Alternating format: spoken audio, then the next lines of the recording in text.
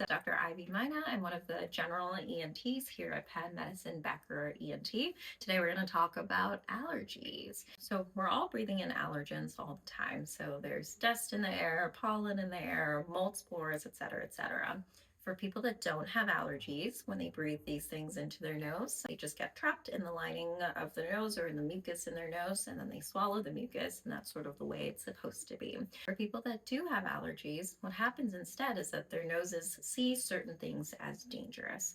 And so you breathe in dust, and if you have a dust allergy, your nose sees that dust as dangerous. And so all these inflammatory cells get sent to the lining of the nose, and they bring with them a lot of extra fluid. And so that can show up as congestion, as the tissues in the nose get full of that extra fluid, or as a runny nose, or as like a postnasal drip, or a combination of all of those, depending on how bad your allergies are.